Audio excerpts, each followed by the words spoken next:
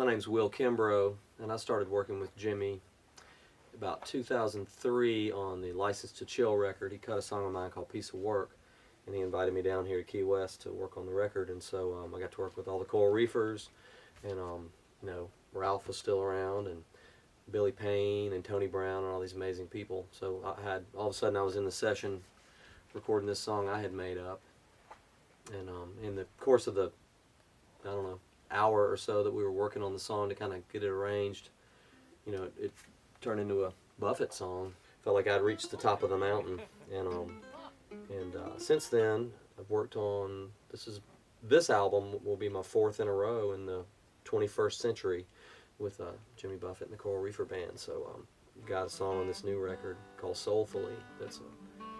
I tried to write a classic soul song in the form of Stax Records in Memphis or Muscle Shoals, and with this crew, because for one thing you got Mike Utley and Mac, who both played literally on Stax Records and Muscle Shoals.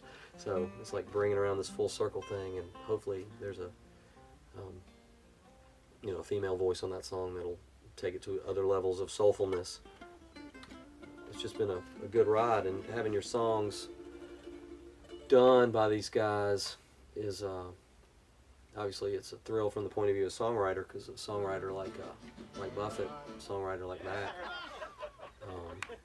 both of them to me are like some of my heroes of my whole life. I mean, if you're watching this, you know about Mac and you know about Jimmy. So having guys of that caliber pat you on the back and say, "We like this song," it's like, man, are you kidding me? So it's a thrill, and it's a joy, because it's a good hang. It's not just like hanging with your heroes feeling weird. It's a good hang, and we've gotten to know each other. I've been doing this with them for 10 years now. It went by so fast. It's a thrill, but it's also like a real like friendship hang, and the music is, and what you hear on the records too is something that I didn't know about this gang of people until I started working on the records themselves, is that what you hear is pretty much what went down in this room.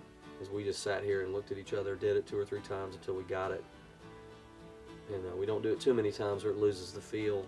And so it's an old-fashioned way of making a record, and that's the kind of records that I like the best, are the records where people are playing together in the same room. The guitar interplay is 2 guys sitting 2 or 3 feet from each other, kind of glancing over at each other, going, Mac and Jimmy and Utley and Alan Schulman, they'll look at each other and nod, and we're done. It's a live take. It's a performance.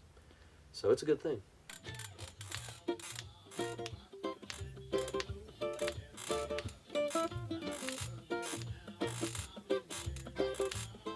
The difference between recording with Jimmy and recording with most other people is that once we've got the feel, and once we've got a performance that has the general feel,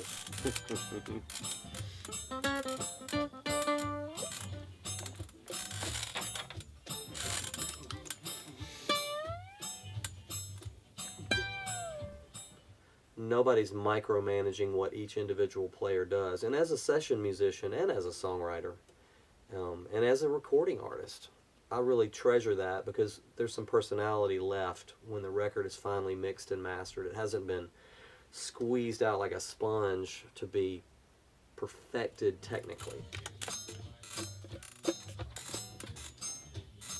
What the hell? I know that's a lot of records that we hear on the radio now, but the music that I keep going back to and listening to my records, sounds more like this. So I really appreciate getting to make real music with real people, and then having it come out as a finished product the same way. So when you hear this record, it's going to be like, that's what those guys did in that room. And for me, it means a lot.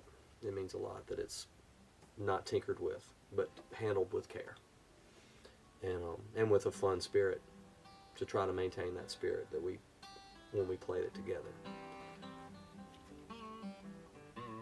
That's important to me.